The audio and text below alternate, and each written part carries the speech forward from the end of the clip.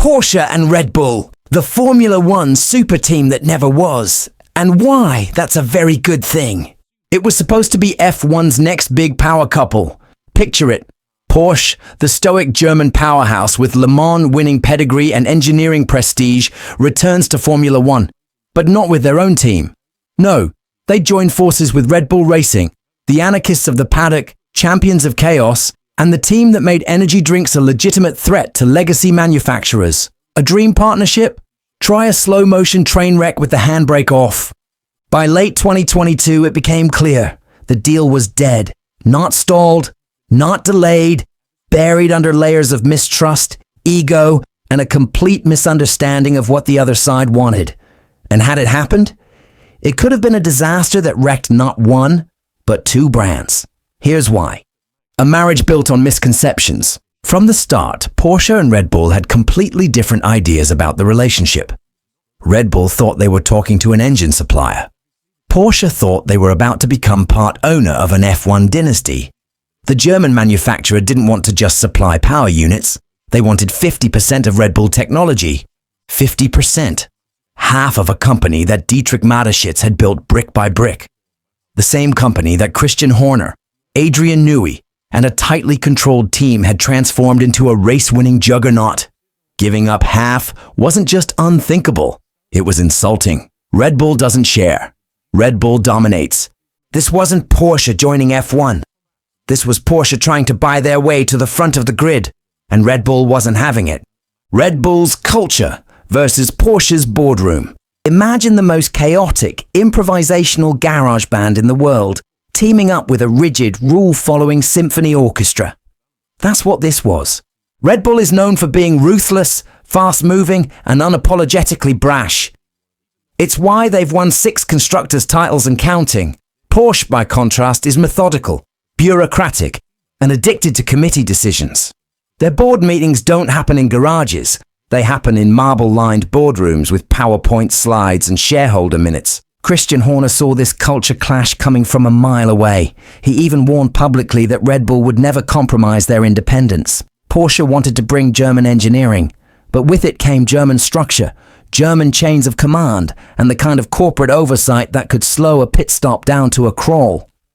Let's be clear, this wasn't Red Bull needing help. It was Porsche needing a shortcut. Porsche didn't bring an engine. They brought a logo. One of the most dramatic ironies in the saga. Porsche didn't even have an engine.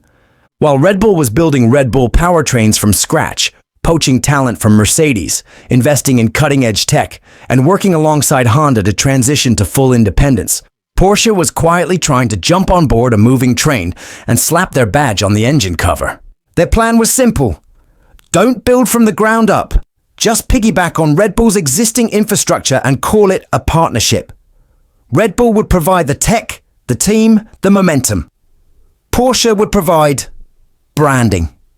That's not a collaboration. That's a hijack. Red Bull knew it. They'd just spent hundreds of millions creating Red Bull powertrains. Why hand over naming rights to a latecomer who hadn't done any of the work?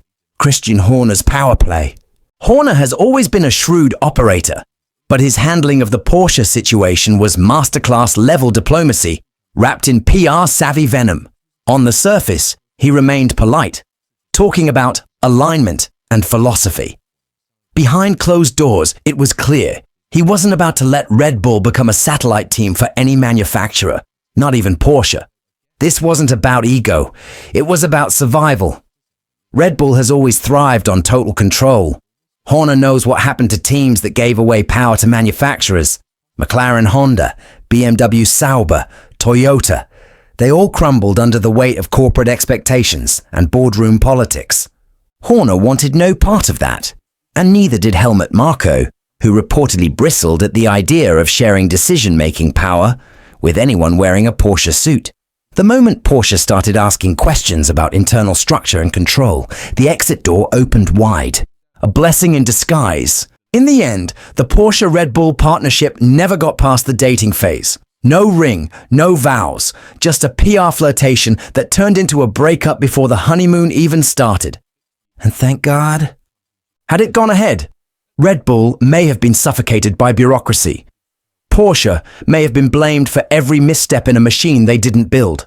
Conflicting cultures, mismatched ambitions, and a fundamental misunderstanding of the sport's political jungle would have led to public meltdowns, finger-pointing, and probably some quiet firings behind the scenes. Instead, Red Bull remains a lean, lethal racing machine. Porsche, well, they're still looking for a dance partner. Final verdict, it was never going to work. The Porsche-Red Bull alliance wasn't a deal gone bad. It was a bad deal from the very start. Porsche thought they could buy their way to the top. Red Bull already built their throne. You can't own what you didn't build. And in Formula One, you can't pretend to belong unless you bleed speed. In the end, Porsche walked away. Red Bull kept winning.